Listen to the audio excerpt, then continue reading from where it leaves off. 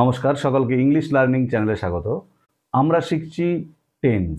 আমরা জানি টেন্স হলো ইংরেজি গ্রামারের পিলার, মানে যদি ইংরেজি সঠিকভাবে লিখতে হয় বলতে হয় আমাদেরকে টেন্স অবশ্যই জানতে হবে। আমরা অলরেডি প্রেজেন্টের যে চারটি ভাগ, present indefinite, continuous, perfect, perfect continuous এবং পাস্টের চারটে ভাগ, past indefinite, past continuous, past perfect আর পাস্ট পারফেক্ট কন্টিনিউয়াস, এই চারটে ভাগ নিয়ে ডিটেলস আলোচনা করেছি। যারা সে ভিডিওগুলো দেখেন তাদের জন্য আমি ডেসক্রিপশন বক্সে সেসব ভিডিওর লিঙ্ক দিয়ে দিয়েছি, তোমরা অবশ্যই তোমাদের সময় মতো দেখে নিও। আজকে আমরা আলোচনা করব ফিউচার ইনডিফিনাইট টেন্স কখন হয়, মানে তুমি কিভাবে আইডেন্টিফাই করবে, চিনবে বা বুঝবে এটা ফিউচার ইনডিফিনাইট টেন্সে বাক্যটা আছে বলে, বা বাক্যটাকে আমাকে যদি গঠন করতে হয় ফিউচার ইনডিফিনাইট টেন্স হবে।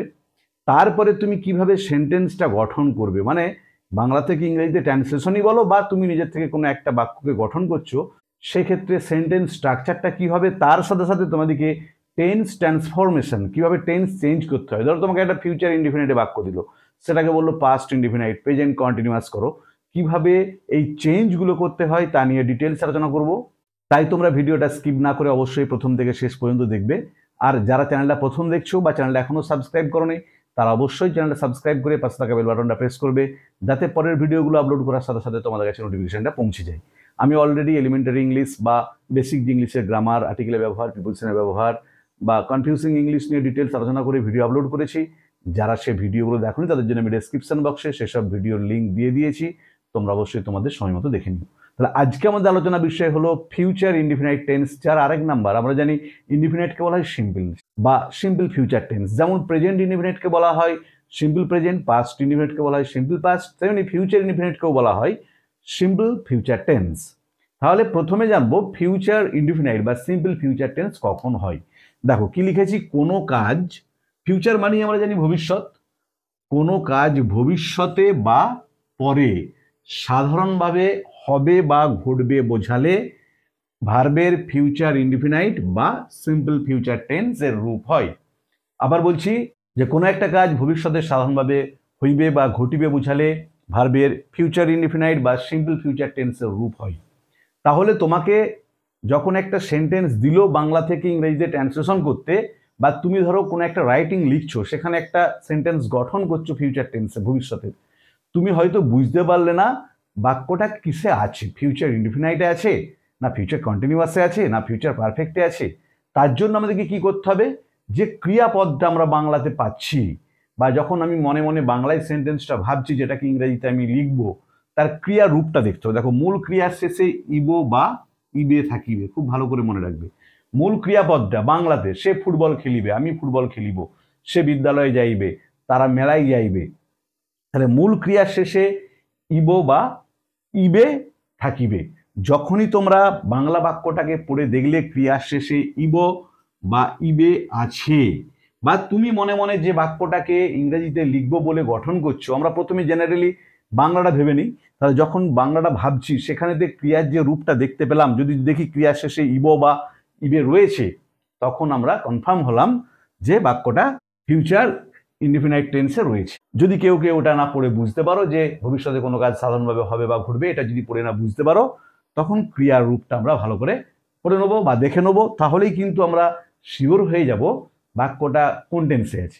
তাহলে যখন আমরা ইবো বা ইবে দেখবো ফিউচার ইনডিফিনাইট টেন্সে বাক্যটা শেষে আছে, ক্রিয়াপদটা শেষে, তখনই বুঝে গেলাম বাক্যটা ফিউচার ইনডিফিনাইট টেন্সে আছে।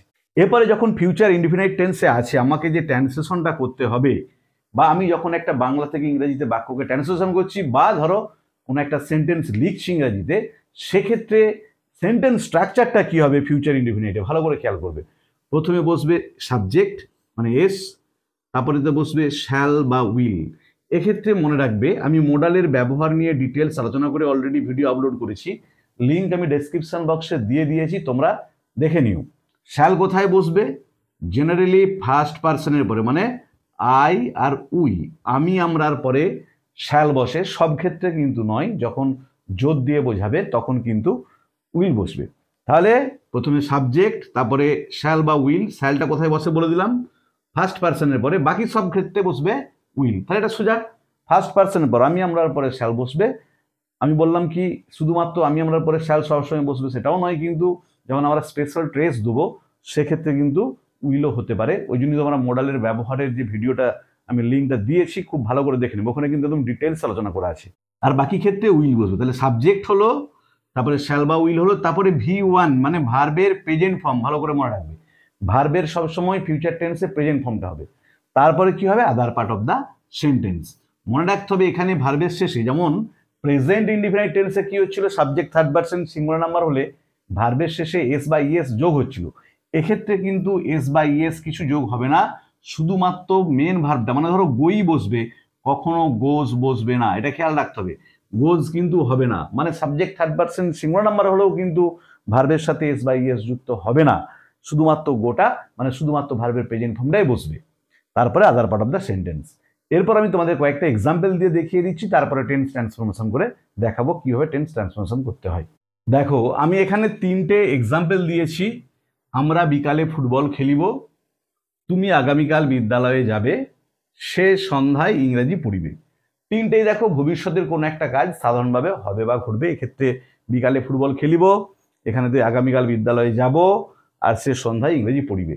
ধরো এগুলো পড়েও কেউ বুঝতে পারলে না যে বাক্যটা ফিউচার ইনডিফিনাইট বা সিম্পল ফিউচারে আছে বলে, সে কি করবে দেখো, খেলিব, আমি বলেছি কি ইবো বা ইবে থাকিবে, খেলিব ইবো, যাবে মানে যাইবে, যাবে কথাটার যদি আমরা ভালো ভাষায় বলি, সাধু ভাষায় বলি, তখন কি হবে, যাইবে মানে ইবে। পড়িবে, এই যে দেখো পড়িবে ইবে, তাহলে যদি ইবো বা ইবে থাকে ক্রিয়াপদের শেষে, আমি তখন বলেছি ভার্বের ফিউচার ইনডিফিনাইট টেন্সের রূপ হয়। তাহলে এক্ষেত্রে যখন দেখলাম ইবো বা ইবে আছে, আমরা শিওর হলাম প্রত্যেকটি সেন্টেন্সই আমাদেরকে ফিউচার ইনডিফিনাইট টেন্সে দেওয়া আছে। এবারে ফিউচার ইনডিফিনাইট টেন্সে যেটা সেন্টেন্স স্ট্রাকচার কি না, এস প্লাস শ্যাল বা উইল প্লাস V1 প্লাস ও, এই স্ট্রাকচার অনুযায়ী আমরা বাক্যগুলোকে গঠন করব। দেখো আমরা বিকালে ফুটবল খেলিব, তাহলে কি হবে, উই, তারপরে দেখো শ্যাল বলেছি আমি, আমরার পরে শ্যাল, উই শ্যাল, তারপরে খেলার ইংরেজি কি, প্লে, প্রেজেন্ট ফর্ম হবে V1, উই শ্যাল প্লে। এরপর other part of the sentence, football in the afternoon. তাহলে কি উত্তরটা হলো, দেখো we shall play football in the afternoon, আমরা বিকালে ফুটবল খেলিব। 2টা দেখো, তুমি আগামীকাল বিদ্যালয়ে যাবে, তাহলে কি হবে, ইউ, দেখো তারপরে কি শ্যাল না উইল, কি হবে, শুধুমাত্র বলে যে ফার্স্ট পার্সনের পরে শ্যাল বা উইল হয় ফিউচার টেন্সের ক্ষেত্রে, আমরা উইল করব, ইউ উইল। তারপরে দেখো যাওয়ার ইংরেজি কি, গো, আমি বলেছি প্রেজেন্ট ইনডিফিনাইটে যেমন বাক্যের গঠন এস V1 ও, এক্ষেত্রেও এস V1 ও শুধু শ্যাল বা উইলটা যুক্ত হচ্ছে, কিন্তু এক্ষেত্রে কিন্তু এস বা ইএস যুক্ত হবে না কোনো ক্ষেত্রে, শুধুমাত্র ভার্বের প্রেজেন্ট ফর্মটা হবে। তাহলে you will go to school tomorrow, আগামীকালের ইংরেজি হচ্ছে টুমরো, তাহলে উত্তর হলো you will go to school tomorrow. এবার দেখো সে সন্ধ্যায় ইংরাজি পড়িবে, সাবজেক্টকে হি বা সি, তোমরা যেটা খুশি লিখতে পারো, হি বা সি। তারপরে দেখো কি হবে, উইল, পড়ার ইংরেজি হচ্ছে রিড, তারপরে দেখো ইংলিশ অবজেক্ট, তারপরে কখন, সন্ধ্যায়, ইন দা ইভিনিং। তাহলে কি উত্তর হলো, দেখো হি বা সি, উইল হয়েছে read English in the evening. তাহলে যদি এই সেন্টেন্স স্ট্রাকচারটাকে ফলো করে আমরা বাক্যগুলো গঠন করি, বা যদি ট্রান্সলেশন করতে যাই বাংলা থেকে ইংরেজিতে, আমরা যদি ওই ফিউচার ইনডিফিনাইটের যে সেন্টেন্স স্ট্রাকচার সেটাকে ফলো করে যদি আমরা ট্রান্সলেশনগুলো করি, প্রত্যেকটি বাক্য আমাদের ইংরেজিতে নিখুঁতভাবে তৈরি হবে, কারো কোনো ভুল যাবে না।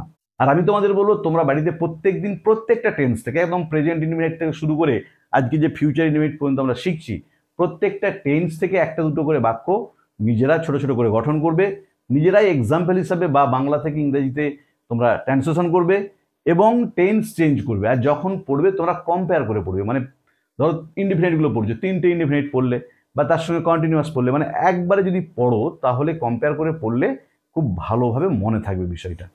এরপর আমি তোমাদের টেন্স কিভাবে ট্রান্সফর্ম করতে হয় সেটা দেখাবো। দেখো আমি তোমাদের 3টে সেন্টেন্স দিয়েছি, কি, হি শ এ স্নেক, তারপর আছে I solve the sum myself, they came here. প্রথম বাক্যটা আছে পাস্ট ইনডিফিনাইটে। দেখো এটা ধরো তোমাকে বললো প্রেজেন্ট পারফেক্টে ট্রান্সফর্ম করো, আমরা যে টেন্সে ট্রান্সফর্ম করব সেই টেন্সের যে সেন্টেন্স স্ট্রাকচার বাক্যের গঠন সেই অনুযায়ী কিন্তু আমরা সেন্টেন্সটাকে সাজাবো। তাহলেই কিন্তু আমাদের উত্তরটা নিখুঁত হবে। ধরো হি স এ স্নেক, যখন প্রেজেন্ট পারফেক্টে করব, প্রেজেন্ট পারফেক্টের বাক্যের গঠন কি? এস প্লাস হ্যাভ ভার্ব মানে হ্যাজ বা হ্যাভ প্লাস ভি3 প্লাস ও। দেখো এখানে তাহলে কি করব, হি তারপরে হ্যাজ বসবে, হ্যাভ নয়, থার্ড পারসন সিঙ্গুলার নাম্বারের পরে হ্যাজ হয়, তাহলে ভার্বের 3 ফর্ম মানে শিন, তারপরে যেমন আছে স্নেক। তাহলে উত্তর কি হলো দেখো, he has seen a snake, এটা হলো প্রেজেন্ট পারফেক্ট। এরপরে ধরো বললো এই বাক্যটাকে প্রেজেন্ট ইনডিফিনাইটে ট্রান্সফর্ম করো। প্রেজেন্ট ইনডিফিনাইটে যেটা বাক্যের গঠন এস প্লাস ভি1 প্লাস ও, সেই অনুযায়ী আমরা বাক্যটাকে সাজাবো। তাহলে দেখো এখানে হি, তারপরেতে শি এ স্নেক, দেখো কি হলো এস ভি1 ও। কিন্তু আমরা জানি প্রেজেন্ট ইনডিফিনাইট টেন্সে সাবজেক্ট যদি থার্ড পারসন সিঙ্গুলার নাম্বার হয় তাহলে ভার্বের শেষে এস বা ইএস যুক্ত হবে। তাই উত্তরটা হবে হি সিজ এ স্নেক। এই ভুলগুলো কিন্তু জেনারেলি স্টুডেন্টরা করে ফেলে, তাই খেয়াল রাখবে এই ভুলগুলো যাতে না হয়। দ্বিতীয় বাক্যটা দেখো কি আছে, I solve the sum myself, আমি নিজেই অঙ্কটা সমাধান করেছিলাম।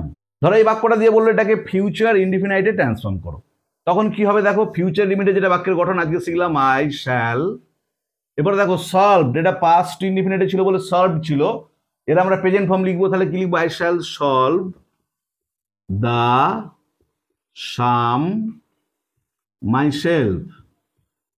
তাহলে আবার বলছি উত্তরটা I shall solve the sum myself. এবার এটাকে ধরো পাস্ট কন্টিনিউয়াস করতে বলবো, তাহলে পাস্ট কন্টিনিউয়াসের যেটা সেন্টেন্স স্ট্রাকচার, সাবজেক্ট তারপরে বি ভার্বের পাস্ট টেন্স মানে ওয়াজ ওয়্যার, তারপরে ভার্বের সঙ্গে আইএনজি, তারপরে আদার পার্ট অফ দ্য সেন্টেন্স, সেরকম ভাবে গঠন করবো। তাহলে প্রথমে লিখবো কি আই, তারপরে দেখো কি হবে, আয়ের পরে বি ভার্বটা পাস্ট টেন্সে ওয়াজ হবে, তারপরে দেখো সলভ, সলভের সঙ্গে আইএনজি যোগ, আমরা জানি আইএনজিটা সবসময় ভার্বের প্রেজেন্ট ফর্মের সঙ্গে যোগ হয় ভি1 ফর্মের সঙ্গে, আই ওয়াজ সলভিং দিয়ে দা সাম যেমন আছে শেষে মাইসেলফ। তাহলে উত্তর হলো I was solving the sum myself. এবারে লাস্টেরটা দেখো কি আছে, দে কেম হেয়ার, তারা এখানে এসেছিল, এটা পাস্ট ইনডিফিনিট আছে। ধরো এটা যখন ফিউচার ইনডিফিনিট করতে বলবে, ফিউচার ইনডিফিনিট বাক্যের গঠন কি, সাবজেক্ট তারপরে দেখো উইল বসবে, দে উইল, এবার কি ভি1 কেমের ফার্স্ট ফর্ম কি কাম, দে উইল কাম হেয়ার, তাহলে উত্তর হলো দে উইল কাম হেয়ার। এবার এই বাক্যটা কি যদি আবার প্রেজেন্ট কন্টিনিউয়াস বলে, আমি শর্ট ফর্মগুলো লিখেছি, তখন কি হবে দেখো দে, তারপরে দেখো প্রেজেন্ট কন্টিনিউয়াস বাক্যের গঠন কি সাবজেক্ট, তারপরে আমিজারের মধ্যে এখানেতে আর বসবে, ভার্বের সঙ্গে আইএনজি যোগ, কেমটার প্রেজেন্ট ফর্ম হচ্ছে কাম, তার সঙ্গে আইএনজি দে আর কামিং, তারপর আদার পার্ট অফ দ্য সেন্টেন্স, তার উত্তর হলো দে আর কামিং হেয়ার। তাহলে যে সেন্টেন্স আমাদেরকে ট্রান্সফর্ম করতে বলবে আমরা সেই সেন্টেন্সের যে স্ট্রাকচারটা গঠনটা বাক্যে সেই অনুযায়ী বাক্যগুলোকে সাজাবো, তাহলেই কিন্তু আমাদের নির্ভুলভাবে সেন্টেন্সটা ট্রান্সফর্ম হয়ে যাবে যে টেন্স আমাদের ট্রান্সফর্ম করতে বলা থাকবে। তাহলে আজকের ভিডিওতে আমরা আলোচনা করলাম ফিউচার ইনফিনাইট টেন্স কখন হয়, কিভাবে আইডেন্টিফাই করবে বাক্যটা ফিউচার ইনফিনিট টেন্সে আছে বলে, বা ফিউচার ইনফিনিট টেন্স যখন ট্রান্সফর্ম করবে বা যখন ট্রান্সলেশন করবে তখন বাক্যের গঠন বা সেন্টেন্স স্ট্রাকচারটা কী হবে এবং কিভাবে টেন্স ট্রান্সফর্ম করতে হয় তা নিয়ে। ভিডিওটা ভালো লাগলে অবশ্যই লাইক করবে, বন্ধুদের মধ্যে শেয়ার করবে এবং কমেন্ট করে জানাবে। আর যারা চ্যানেলটা প্রথম দেখছো বা চ্যানেলটা এখনো সাবস্ক্রাইব করোনি তারা অবশ্যই চ্যানেলটা সাবস্ক্রাইব করে পাশে থাকা বেল বাটনটা প্রেস করবে, যাতে পরের ভিডিওগুলো আপলোড করার সাথে সাথে তোমাদের কাছে নোটিফিকেশনটা পৌঁছে যায়। ভালো থেকো সবাই, ধন্যবাদ, দেখা হবে পরের ভিডিওতে।